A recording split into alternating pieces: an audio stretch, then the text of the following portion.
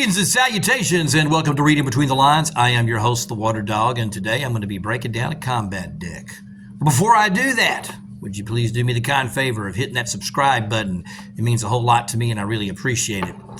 My buddy, Norm Brown, the Prince of Lafayette, the Archon of the Swamp, was saying to me, man, I just need a new deck. You got any ideas what you playing lately? So I had thrown this deck together last week. It's a combat deck. And so for Norm, I'm going to break you down a combat deck.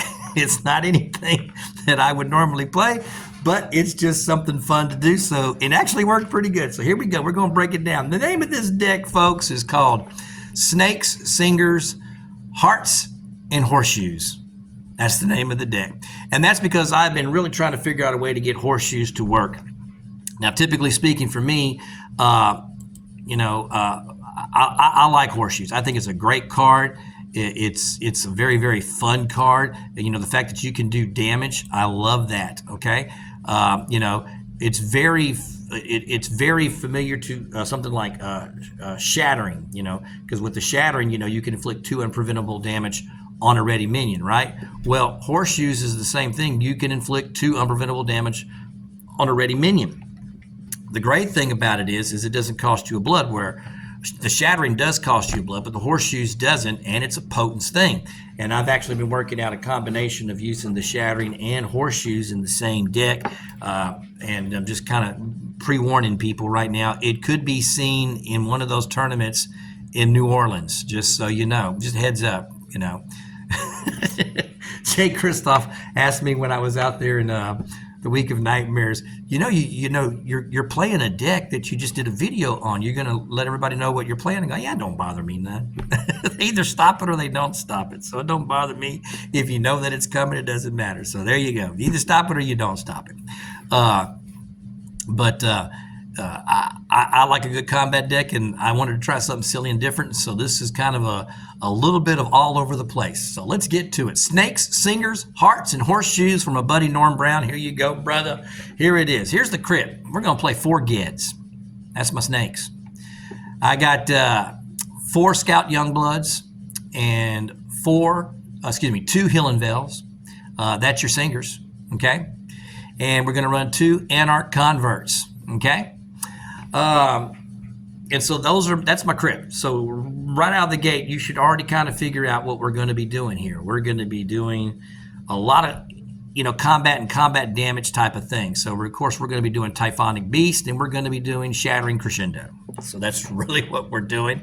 And we're trying to get 2 vampires out. We want to get 1 Ged, and we want to get 1 of those daughters out. It doesn't matter to me which one.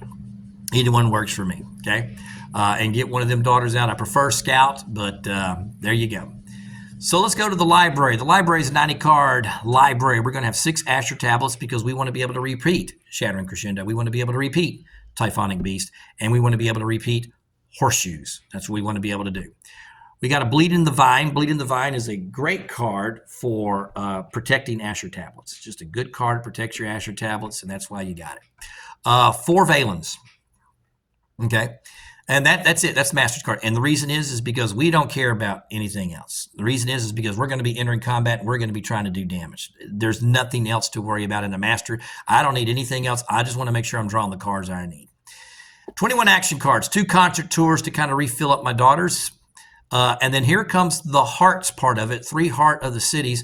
The reason for this is because that's your oust. You want to go ahead and just get these plus bleed cards onto your vampires, and that becomes your oust. Once you've beaten up vampires, then all of a sudden you're bleeding for 3, and that's what you want to do. You want to be able to bleed for 3, and that's another reason why I like Scout over a Hillenvel, simply because she does have that superior presence there, okay?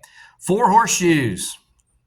That's my mop-up card right there, brother. That's the good mop-up card. And then 12 Shattering Crescendos. That's your actions right there, okay?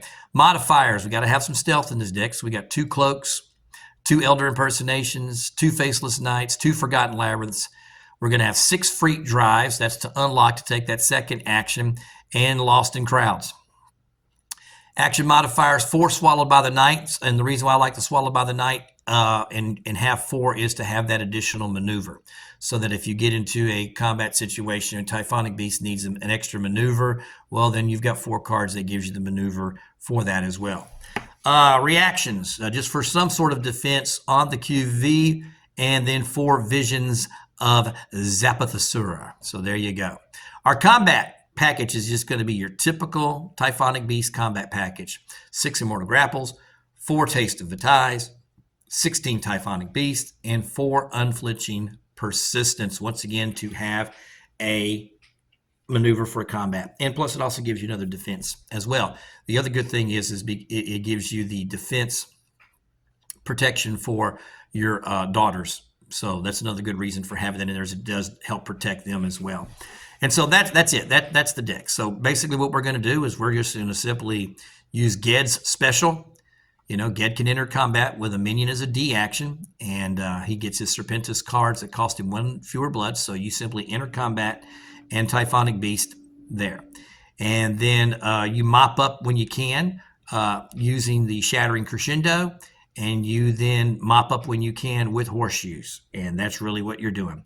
And then you just simply ash your tablets and you do it all over again. I played it Saturday night.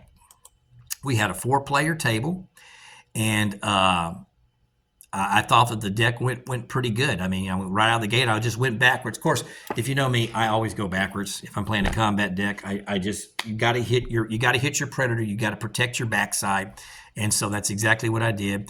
My backside was basically a Ministry Bleed deck, so it was Platinum Protocol, and I quickly topored, the vampires very quickly.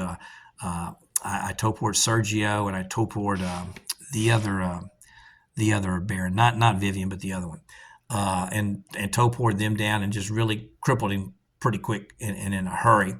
My prey was a Nosferatu deck. It was a Creeping Sabotage deck, and so they had good defense, particularly for directed actions. Okay, but the thing about it was he had a little bit of a problem going against his prey, and his prey was a Banu Hakim wall deck. It was just a Banu Hakim wall deck, and so my thing was just very, very simple. I was letting the Banu Hakim beat up the Nosferatu deck.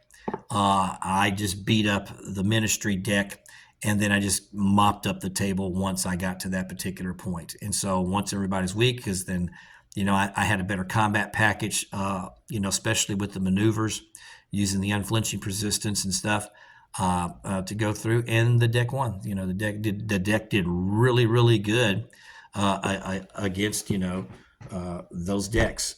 So the table kind of helped me a little bit. The table seating helped me a little bit with this. But for a first trial run and just throwing the deck together, I think the deck played really, really, really well. I'll probably go back and look at it here later this week if I have time and see what adjustments I want to make, because you got to remember, this was a first time run through. This was a deck that was just thrown together, just putting those ideas together, and so now you got to sharpen it up and see if there's some things in there that you would sharpen or put in there to make it better.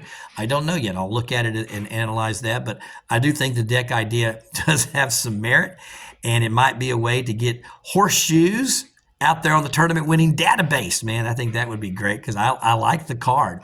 And so, like I said, I've got another deck with the Shattering that I'm putting together, I think, for New Orleans, and so I'm probably going to play that out there. I'm kind of liking that deck a whole lot, as a matter of fact. But we'll see how that goes when we get there. And that's it for you, Norm. That's it. That's you a good combat deck idea. So we're going to do it, man. We're going to do it to it. We got snakes, singers, hearts, and horseshoes. Brother. Talk about fun. Folks, that's all I got time for, man. I appreciate you watching. Y'all take care. Oh, you watched the whole video? Hey, thanks for watching, man. I appreciate it. If you like what you've been seeing, please don't forget to hit that subscribe button. Y'all take care.